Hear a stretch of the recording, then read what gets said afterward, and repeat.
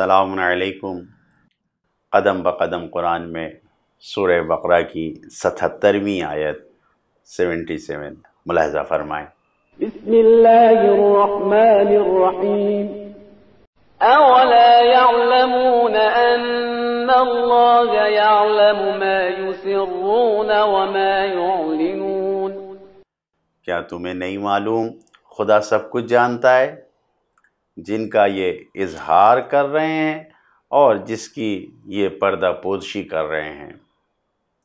اللہ سب کچھ جانتا ہے، اللہ ظاہر و باطن سب کا علم رکھتا ہے۔ واللہ مخرج ما کنتم تکتمون، جو کچھ بھی تم چھپاتے ہو خدا سب کو نکال باہر کر دے گا، سب ظاہر کر دے گا۔ جو کچھ بھی چھپا رہے ہو سب ظاہر کرنے والا ہے۔ جب سب سامنے آ جائے گا، جب سب کچھ ظاہر ہی ہو جائے گا، تو پھر انسان منافقت کیوں کرتا ہے؟ انسانوں میں منافقت کیوں پائی جاتی ہے جب سب کچھ عیاں ہونے والا ہے، سب کچھ ظاہر ہونے والا ہے؟ کیوں انسان ایسا سوچتا ہے کہ سامنے کچھ، اندر کچھ، دل میں کچھ، زبان پہ کچھ؟ کوئی اس کا فائدہ نہیں ہے۔ بسا اوقات انسان چالیں چلتا ہے، تدبیریں کرتا ہے کہ وہ اپنے کرتوت کو، اپنے کارناموں کو چھپا کے رکھے اور وہ کسی پر عیاں نہ ہونے پائے، کسی کو پتہ نہ چلنے پائے۔ لیکن اللہ کا نظام ایسا ہے کہ سب پر ظاہر ہو جاتا ہے، سب کچھ پتہ چل جاتا ہے۔ کوئی انسان اس بات سے غافل نہ ہو، جو بھی غلط کرے گا، جو بھی گناہ کرے گا، جو بھی جرم کرے گا، سب اللہ ظاہر کر دے گا، سب کے سامنے لیتا آئے گا۔ ماہ مبارک رمضان میں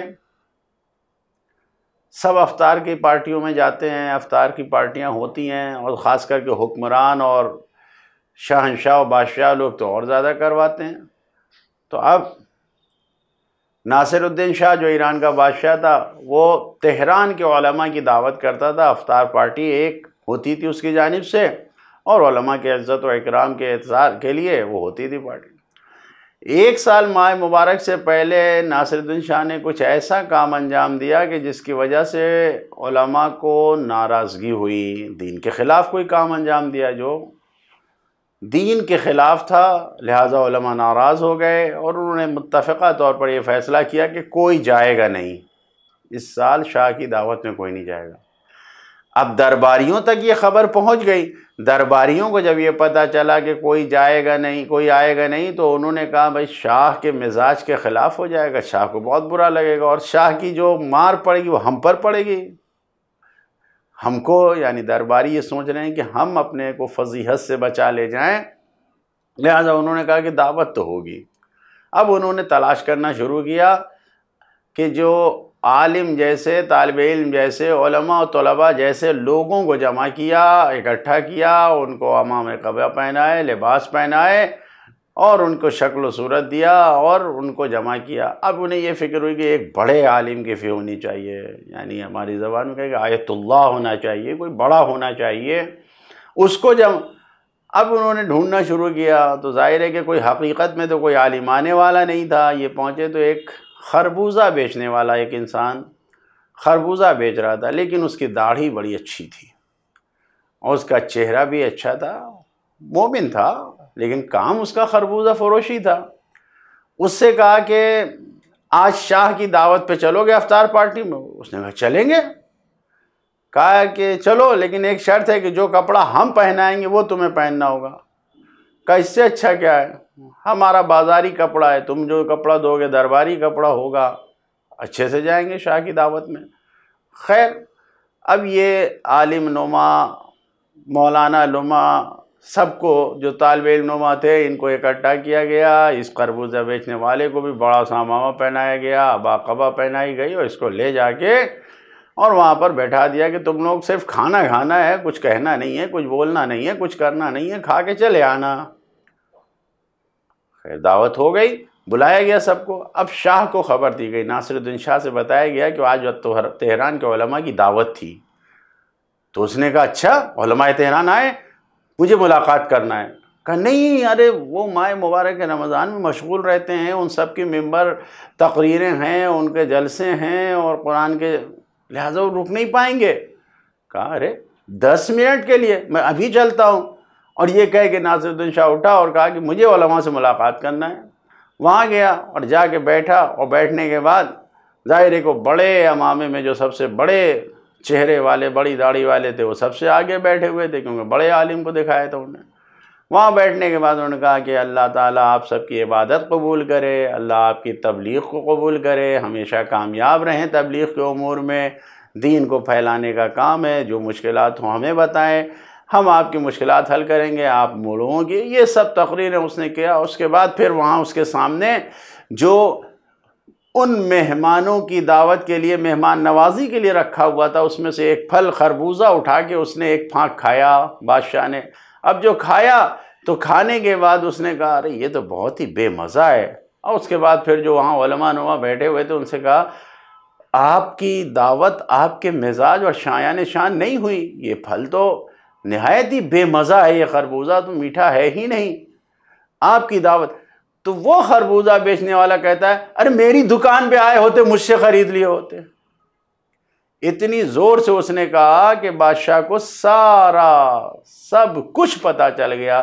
درباریوں نے جتنی چالیں چلی تھیں علماء کو خفیف اور ذلیل کرنے کے لیے کہ علماء آ گئے اور دین کو مذاق بنانے کے لیے، وہ صرف ایک جملے سے کہ میری دکان سے خرید لیا ہوتا، سب کچھ پتہ چل گیا، سب سامنے آ گیا۔ لہذا انسان اس بات سے غافل نہیں ہونا چاہیے انسان کو کہ خدا سب کچھ ظاہر کر دیتا ہے، سب کچھ عیاں کر دیتا ہے۔ اکثر ہماری زندگی میں ہوتا ہے کہ انسان جھوٹے وعدے کیوں کرتا ہے، خاص کر کے شادی بیاہ کے موقع پہ۔ کیا یہ نہیں سوچتا کہ جب شادی ہو جائے گی تو دوسرے ایک دوسرے سے مل جائیں گے، تو خاندان، گھر والے سب مل جائیں گے، ساری حقیقتیں کھل کر سامنے آ جائیں گی؟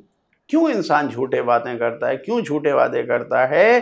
انسان کو اس سے غافل نہیں ہونا چاہیے، کیونکہ خداوند عالم سب کچھ ظاہر کر دیتا ہے، سب عیاں ہو جاتا ہے۔ اللہ سارے سر کو ظاہر کرتا ہے۔ اس آیت میں بھی ما یسرون پہلے آیا ہے، یعنی جو کچھ تم چھپاتے ہو اور جو کچھ ظاہر کرتے ہو اللہ سب کچھ جانتا ہے۔ خداوند عالم اللہ تعالیٰ علم غیب رکھتا ہے، ظاہر ہے اللہ کے لیے عالم الغیب ہے، خدا ہے، اور اس نے اپنے ولیوں کو، سورہ جن کی ایک آیت میں اشارہ کیا گیا کہ علم غیب کا حق خدا کو ہے، اور ان کو ہے لمن ارتضی، جس کو خود خدا چاہے ان کو علم غیب کا علم ہے، وہ غیب کی باتیں جانتے ہیں۔ لہذا اولیاء الہی جانتے ہیں، سب ان تک پہنچتا ہے۔ اسی طریقے سے آپ دیکھیے خود جناب عیسیٰ کے بارے میں ہے کہ جناب عیسیٰ علیہ السلام نے اپنے حواریوں سے، جو لوگ ان کے قریب تھے، جو ان کے ماننے والے تھے، ان سے کہا اُنَبِّئُکُم بِمَا كُنتُم تَدَّخِرُونَ فِی بُیُوتِکُم، میں تمہیں تمہارے گھر میں رکھے ہوئے، ذخیرہ کیے ہوئے سب کچھ کو خبر دے سکتا ہوں، بتا سکتا ہوں۔ مجھے معلوم ہے تم نے اپنے گھر میں کیا مال رکھ رکھا ہے، کیا ذخیرہ کر رکھا ہے، اناج کتنا ہے معلوم ہے، پھل فروٹ کتنے ہیں معلوم ہے، دولت پیسہ کتنا ہے، سرمایہ کتنا ہے، مجھے سب کچھ معلوم ہے۔ لہٰذا اولیاء الہی بھی سب کچھ جانتے ہیں، کتنا پیسہ ہے سب کچھ انسان جانتا ہے، اولیاء جانتے ہیں۔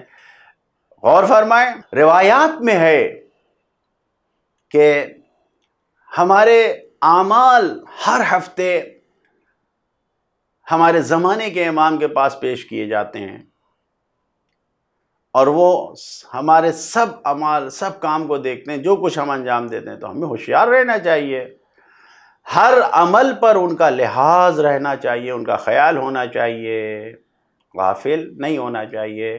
اس آیت میں جو پیغامات ہیں غور کریں، اگر اللہ کو حاضر جاننے کا عقیدہ انسان رکھتا ہے، اللہ کے عالم ہونے کا عقیدہ انسان یقین رکھتا ہے، تو خود بخود انسان خطاؤں اور گناہوں سے محفوظ کر لیتا ہے، اپنے آپ کو بچا لیتا ہے انسان، کیونکہ انسان کو حیا آتی ہے، شرم آتی ہے، لہذا گناہوں کی طرف نہیں جاتا۔ دوسرا پیغام یہ ہے کہ انسان کو یقین رکھنا چاہیے کہ اللہ کے قریب ظاہر، آشکار، پوشیدہ، پنہان، چھپا ہوا سب برابر ہے۔ یعلم یعلم السر وما یخفی، خداوند عالم چھپی ہوئی چیزوں کو بھی جانتا ہے اور حد سے زیادہ چھپے ہوئے کو، جو مخفی ہے، جو حد سے زیادہ چھپا ہے، سب کو جانتا ہے۔ اللہ تو ہماری کمین میں ہے، یعنی نگاہیں لگائے بیٹھا ہے انسانوں کے اوپر۔ ان ربک لبالمرصاد، مرصاد یعنی کمینگاہ، جہاں سے دشمنوں کے اوپر نظر رکھی جاتی ہے، فوجی جنگوں میں اسے مرصاد کہا جاتا ہے۔ تو خدا مرصاد میں ہے، لہٰذا ہمیں غافل نہیں ہونا چاہیے۔